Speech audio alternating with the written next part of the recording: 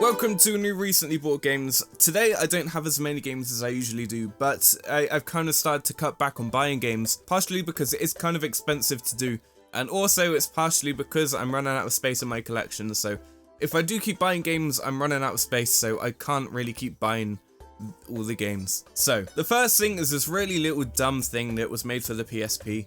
It's a peripheral, it's really compact and you could take it anywhere and use it. So the PSP Camera, this was originally bundled with other games that I can't remember the name of at the moment, but it was bundled with those games and you could use them with the PSP Camera, and it was kind of like an augmented reality sort of thing with some games. So if you haven't seen a PSP Camera before, then this is pretty much what it looks like. It's really small. Let's see if I can get it in focus actually. So it's really small. On this side we have the lens, and right next to it is the microphone.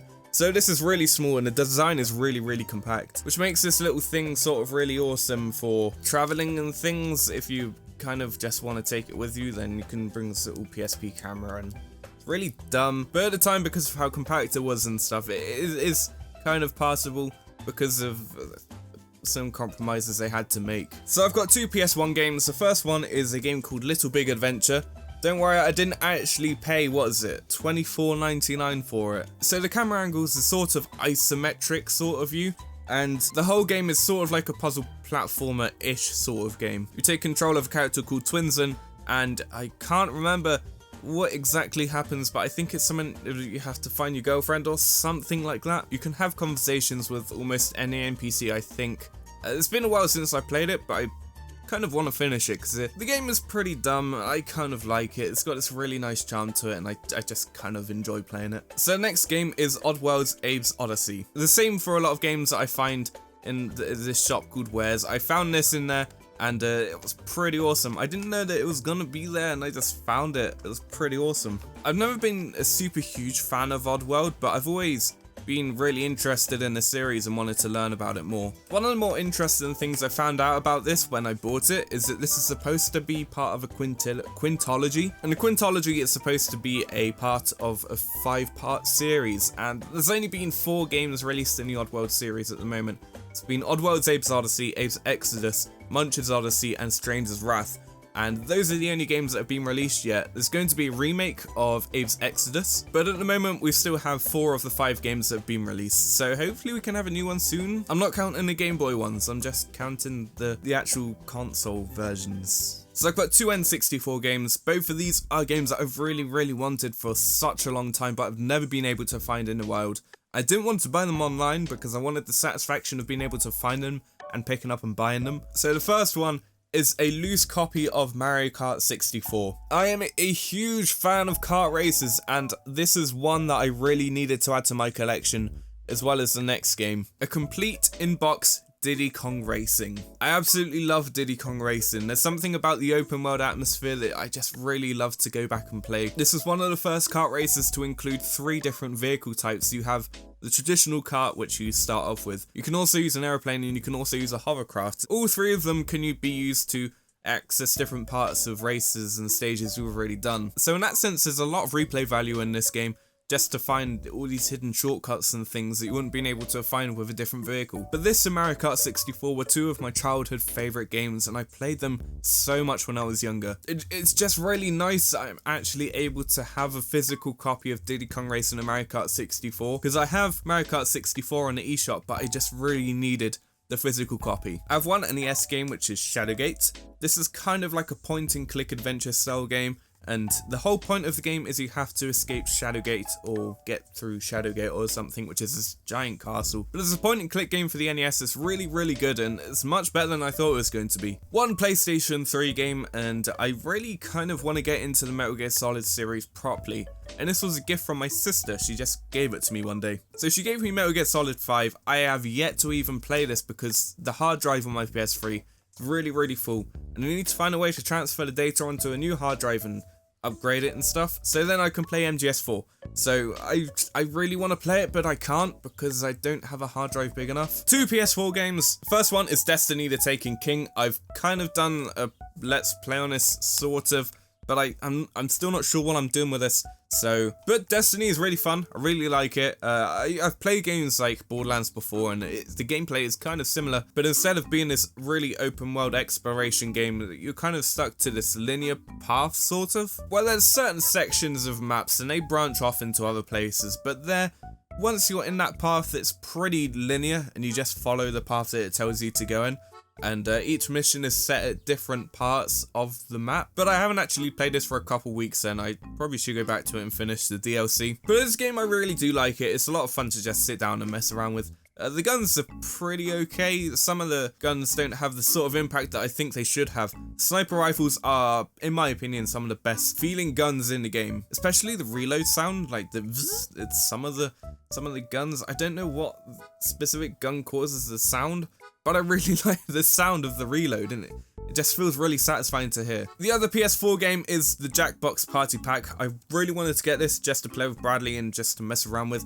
So if you don't know what this is, then it's a party pack sort of thing of a bunch of Jack games, or Jack themed games with the same mindset and things. So the first one is You Don't Know Jack, which was my main driving point to getting this, because I really wanted to play You Don't Know Jack. The game's just really done with its answers and stuff. Fibbage and Lie Swatter are pretty much the same game. The only difference is that in Lie Swatter you have to swap flies with the lie that you think is correct or something. I don't know, I haven't played it.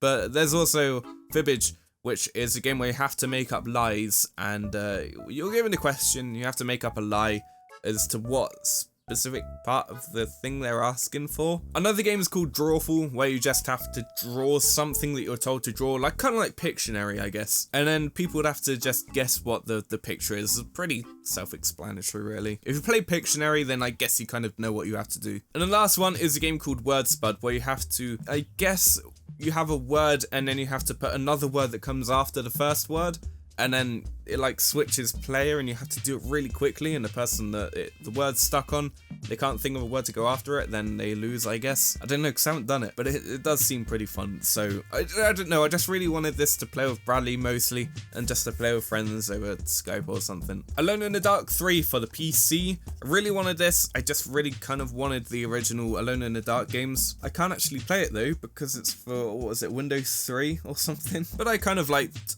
to get into the Alone in the Dark games, especially the first Alone in the Dark, because of like the mood and stuff. It just seems pretty awesome. But Alone in the Dark 3 is set in a sort of Western style with like cowboys and stuff, and it seems pretty fun. If you want to learn more about this, because I haven't actually played it properly, but if you want to learn more about it, then you should watch the Retsuplay of it, and they go pretty in, they do a whole long play of the game and just kind of make fun of it and stuff, but it's pretty funny. Only one Wii U game, which is Pokmon Tournament. I feel like there should have been more Pokemon in Pokmon. Not saying it's a bad game, because what is there is pretty fun, but I think they should have added a few more elements and a few more Pokemon to the game. I tried to make it feel a bit more like Pokemon. Not in the sense it doesn't feel like Pokemon, because of course it does. It's got Pokemon in it, it's got the moves and stuff, and it does kind of feel like Pokemon. What I mean is it doesn't feel like, the feel of Pokemon just isn't there for me. You play the, like Pokemon Tournament and Pokemon Coliseum and things, and they have these like mini games, and they have this really uplifting sort of style and music, and everything just seems really bouncy and happy. But in Pokemon, it just seems a lot more gritty and a lot more, I don't know, it doesn't feel like the Pokemon soul is there. And I guess it's because the people that made Tekken made Pokemon, and I don't know, it's just something about it that it just doesn't tick with me, and I don't know, the feel of Pokemon just isn't there. I have two Sega Mega Drive games, a game called Flashback, which is a cinematic platformer. I need to get a new controller so I can play this properly, because at the moment mine is like all mushy and doesn't feel right. So I kind of just do what I don't mean to do. But if you play games like Apes Odyssey or another sort of game called Heart of Darkness, then it's pretty much sort of like that. It's a cinematic platformer. I haven't played much of Flashback, but I do need to finish it, because it is, I guess people have said really good things about it. I don't know. I just kind of wanted Flashback because it's a cinematic platform and I kind of like those. The other Mega Drive game is called Truxton. So Truxton is a vertical scrolling shooter. If you played any other space shooter games, then you should really feel at home with this. I'm trying to think of vertical scrolling shooters, but I can't think of any. I know they exist, but I can't think of them. So the last game is a game called Sid Meier's Civilization, the first one. This is the original release. This is the floppy disk version. in the big box PC thing. I don't really collect much for PC, like the floppy disks and stuff, but my sister sent me a picture of a bunch of games that she got bought into a shop, and she was like, hey, they got a bunch of games in. I was like, I kind of want Civilization because like it looks pretty cool. Even though I can't actually play it, I just kind of really wanted it. But the whole idea of Civilization, if you haven't played it before, is that it's kind of like SimCity-ish, I guess, but it's more spread out throughout time. In like generations and I guess it's civilizations that have gone throughout time up until the modern. I think it goes beyond, maybe, I'm not sure. But I just kind of really wanted it because it's Civilization. Civilization's fun. So that's everything for the recently bought games of now. Sorry, but this is all I'm really going to record for this week because I kind of need to get on and do like scripting and stuff for the Kingdom Hearts review that I'm still working on. I really need to finish. Problem with me and certain things like this is that it takes a long time for me to do it because I don't know, it takes a long time. But that'll be finished soon and I'll get it up soon, hopefully. But thank you very much for watching this episode of Recently Bought Games, and yeah, so the next one will be in the winter and I need to record more Minecraft and stuff. I'm trying to figure out how popular Minecraft is on my channel. It's kind of confusing. But anyway, thank you very much for watching and goodbye. Yeah. You didn't see that one coming.